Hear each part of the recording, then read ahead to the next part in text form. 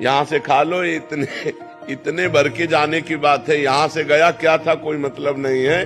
वो फिर तुरंत उल्टी करके देखो तो देखने लायक नहीं रहेगा। अगर 6 घंटे पेट में रुक गया तो दुर्गंधयुक्त मल बन जाएगा।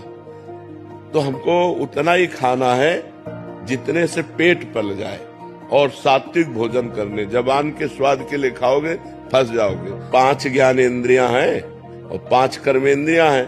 ये पूरे चराचर जगत को फांसे हुए है। किसी को जबान फांसे हुई है, किसी को जनेन्द्रिय फांसे हुई है।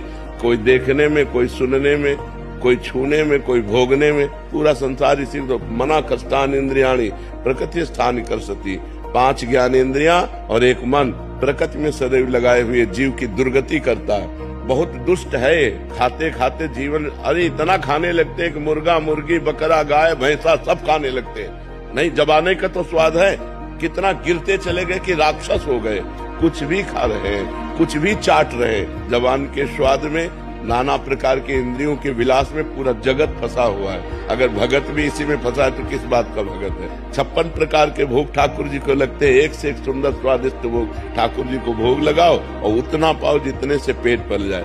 अच्छे अच्छे पदार्थ बांट दो। रूखा सूखा खा के शरीर से खूब भजन करो, मेहनत करो, धर्म पूर्वक कमाओ, परिवार का पोषण करो, भगवान को प्राप्त हो जाओ। अब बुरे आचरणों में जाओगे, जिसकी रसेंद्री बस में नहीं है उसकी कोई इंद्री बस में नहीं हो सकती।